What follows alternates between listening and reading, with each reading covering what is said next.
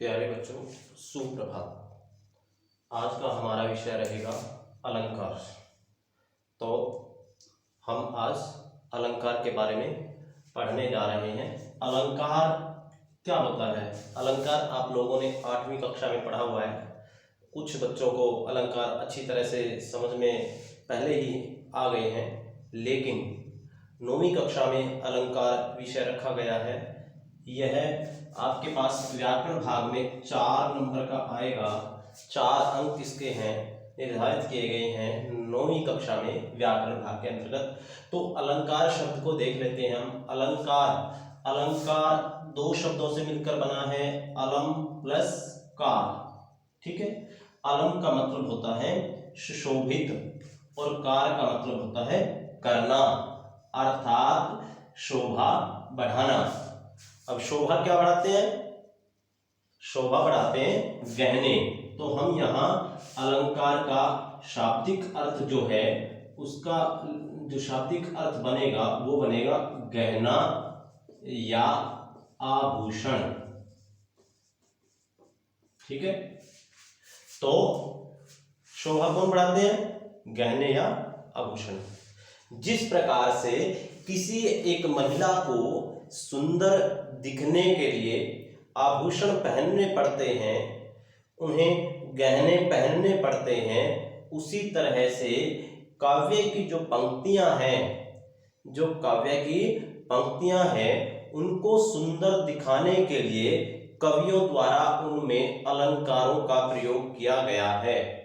तो हमारे पास अलंकार की जो परिभाषा है वो क्या बनती है कि जिन शब्दों के द्वारा काव्य की शोभा बढ़ाई जाती है, अर्थात जिन शब्दों के द्वारा काव्य की शोभा बढ़ाई जाती है उन्हें अलंकार कहते हैं। काव्य की शोभा बढ़ाने वाले शब्दों को अलंकार कहते हैं।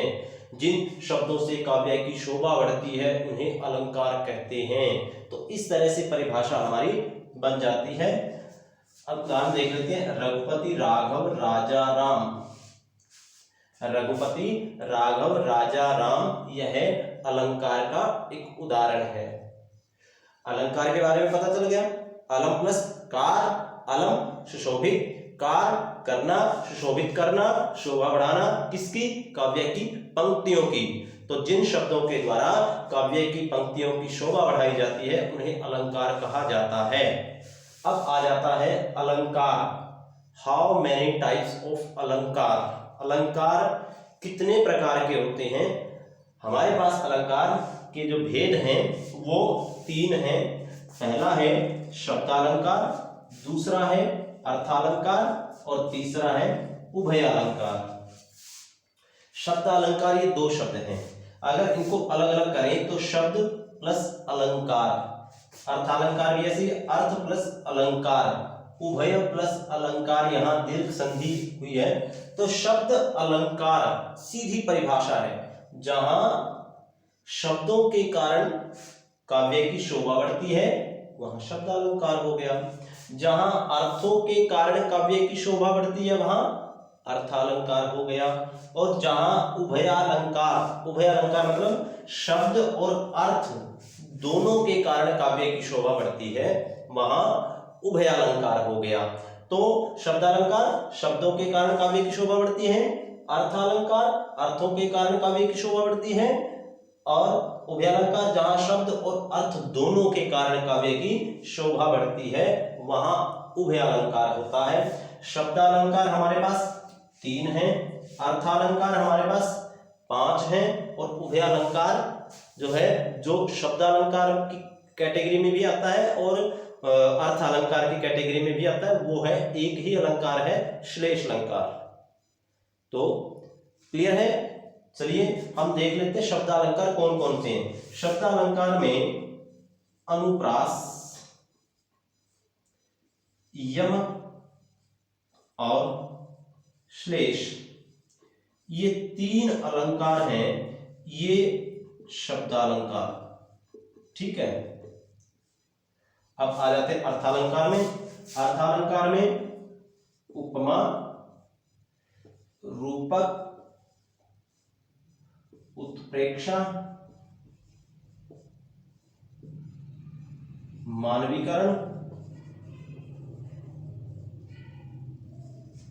अतिशयोक्ति।